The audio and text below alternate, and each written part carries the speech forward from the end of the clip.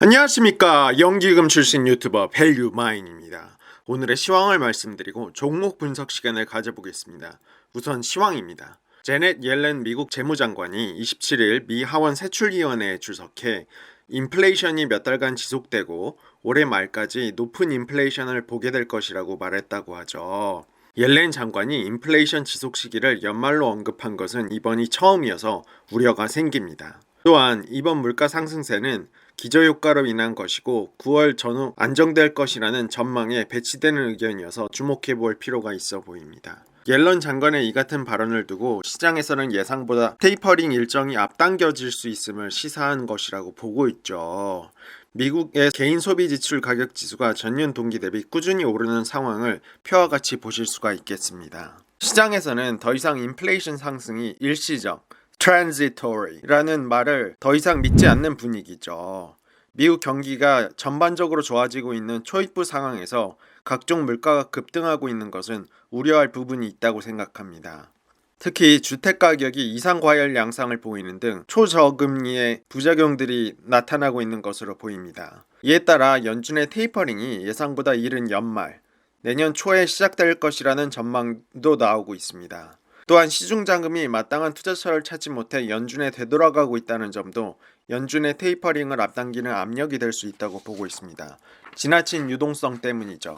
테이퍼링이 시작되면 국채금리를 시작으로 시중금리가 뛸 것이고 그렇게 되면 국가 차원에서의 조달 비용과 기업의 조달 비용이 올라가게 되는 만큼 과도하게 미래가치가 반영된 주식보다는 실적이 뒷받침되면서 성장성도 보장이 되는 그런 주식 위주로 담아야 할 것으로 보입니다. 테이퍼링 텐트럼, 양적 완화 축소가 신흥국의 통화 가치와 증시의 급락을 불러오는 현상이 일어나지 않도록 연준도 속도 조절을 해가면서 테이퍼링을 해야 할 듯합니다. 금리 결정에 대한 시그널은 전 세계 중앙은행 총재들과 재무장관이 모이는 잭슨 홀 미팅 8월 26일에서 28일까지 열리죠. 잭슨 홀 미팅에서 향후 연준의 테이퍼링과 금리 방향성에 대해 이야기가 나올 것으로 예상됩니다. 한편 한국경제신문의 한상춘 논설위원이 연방준비제도 이사회와 미국 재무부 간의 경기를 보는 시각차에 대해 의견을 정리해 주목해 볼 만하겠습니다. 연준의 책무가 물가 안정과 고용 회복에 있는데 고용 회복에 있어서 파월 의장은 향후 2-3년 내에 복귀가 어렵다고 보고 있는 반면에 제넷 옐렌 재무장관은 내년이면 완전 고용에 도달할 수 있다고 해서 서로 상이한 주장을 펼치고 있습니다. 4월 신규 고용자 수가 예상치보다 훨씬 하회하였는데 이는 미국 고용시장의 구조에 기인한 것으로 보이고 있습니다. 코로나19로 언택트, 비대면 활성화되면서 IT 정보기술 등 고급 인력에 대한 수요는 급증하였으나 단순 노동 대면 서비스업은 크게 감소했기 때문입니다. 저 밸류마인은 고용시장의 회복에 있어서는 좀 더 긴 호흡을 갖고 향후 개선되는 것을 지켜봐야 한다는 생각이고 제르미 파월 연준 의장의 생각을 존중합니다. 따라서 금리 인상은 시장이 예상하고 있는 예상 시간보다 늦춰질 가능성도 있어 보입니다. 지나치게 금리 인상에 대해 걱정해야 할 필요는 없을 것으로 판단됩니다. 단, 바이든 대통령의 인프라 투자 추진이 속도감 있게 진행된다면 금리 인상 시기는 앞당겨질 수도 있다는 생각입니다. 오늘의 종목 분석 시간이 왔습니다. 이번 주에는 조금 생소한 기업을 추천드리려고 합니다. 리오틴토라는 기업인데요.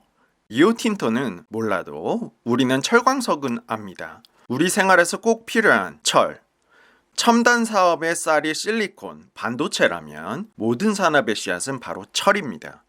리오틴토는 148년 역사의 글로벌 광산그룹입니다.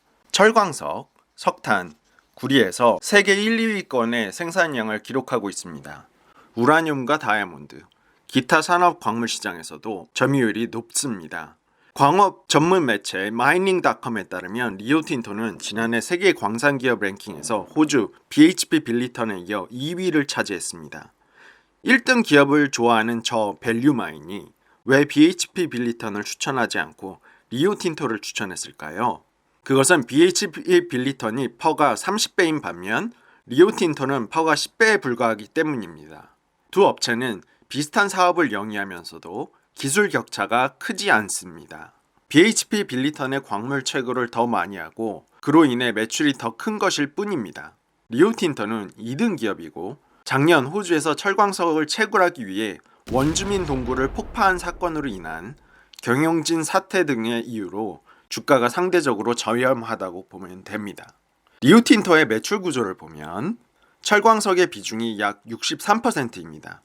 알루미늄 비중은 약 20%이고 기타 금속 5%, 금, 다이아몬드, 우라늄 등이 나머지 매출을 차지합니다. 그래서 리오틴토의 미래를 알기 위해서는 우리는 철광석과 알루미늄, 특히 철에 주목해야 합니다. 그렇다면 밸류마인이 광물 사업에 주목하게 된 이유가 무엇일까요? 바로 전기차입니다.